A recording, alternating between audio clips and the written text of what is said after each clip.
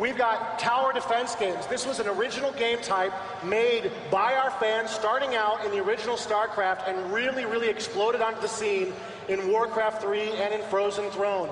Games like Plants vs. Zombies, just an excellent game made by a professional studio, owes a huge amount of its design philosophy to this game type created by our fans. And that's not the only tower defense game made out there these days. There's tower defense games made for the iPhone. There's all kinds of tower defense games made based on this genre of game made by our fans.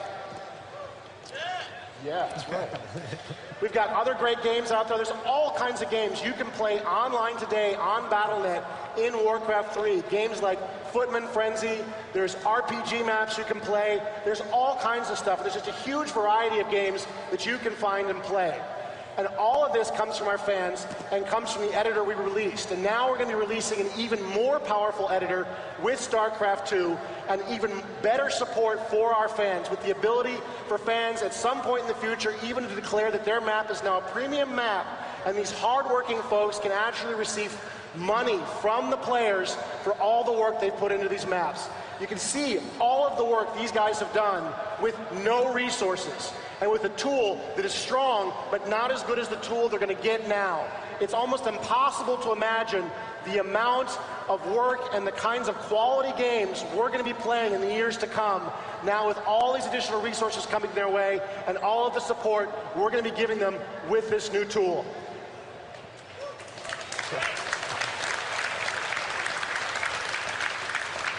Furthermore, I'd like to say that 1/3 of our design staff on StarCraft 2 comes from the fan community. Mod makers who have shown us their work and have gotten jobs on this team.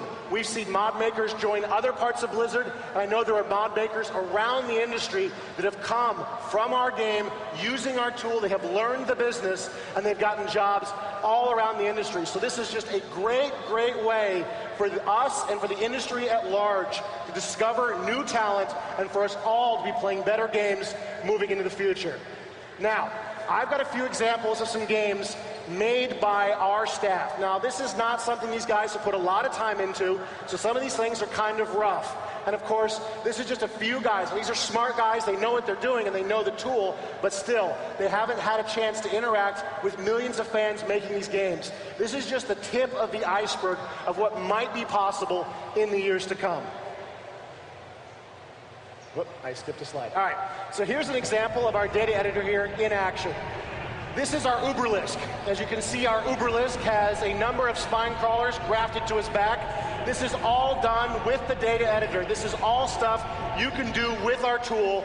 There's no custom code required, no code knowledge required. You just have to learn how to use our tool. You can see here those spine crawlers, spore crawlers are shooting banelings as projectiles, firing other Zerg units at our Uberlisk. But the Uberlisk is too mighty. He has taken them out, and now he's going to use his ability to destroy the ground itself to deal with this lurker threat. Truly, can anything stop the mighty Uberlisk? Perhaps a million billion Zerg can finally bring him down.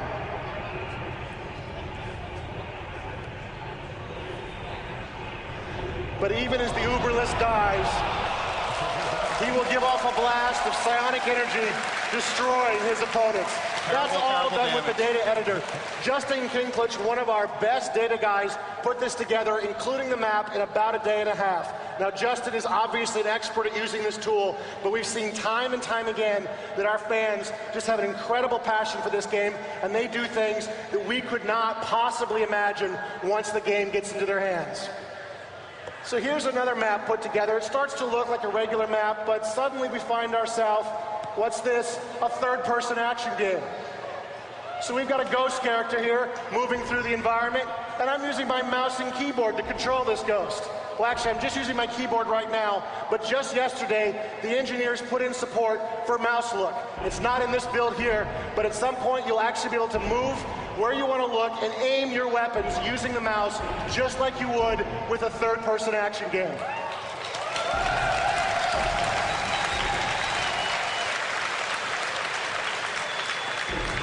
As you can see, we've moved from a rural environment into the city, and we've been fighting against the Zerg. And if that wasn't enough, now we're going to go inside a building and we're going to talk to a character as part of our third-person action RPG. And having spoken to this character, we're going to use some custom UI created in our scripting engine, and we're going to move back into the city and engage the Zerg threat.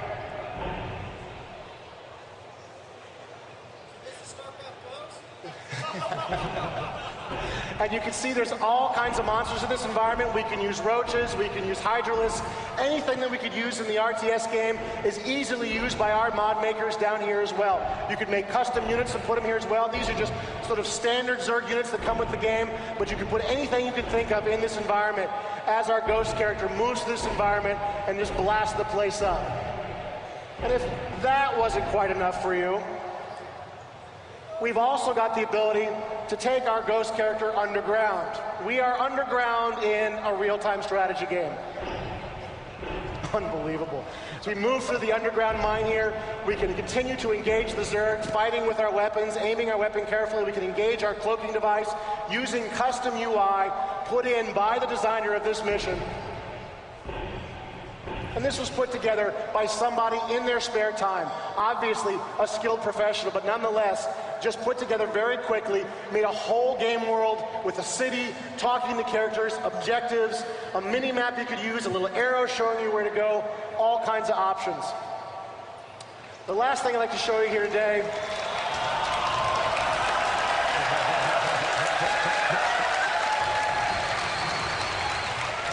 this is our Lost Viking game. We've got a little Viking fighter ship there, trying desperately to find his way home as he battles through a swarm of Protoss enemies.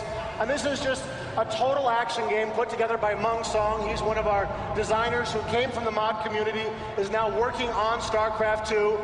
You see our poor Lost Viking is surrounded by Protoss on all sides. He's trying to deal with the carrier, and suddenly a mothership arrives. You notice there's some custom UI there at the top. At the top right, there is a green boss bar in play there that will tell us how quickly we're damaging this unit. The mothership has a bunch of special abilities. There really is, as far as we know, not a lot of limits to what these players will be able to do with this engine. This is just the tip of the iceberg, just a few examples from some of the more creative members of Blizzard Entertainment. But really, who can say what's going to happen when the power of this editor and the power of BattleNet 2.0 finally gets into your hands, the users?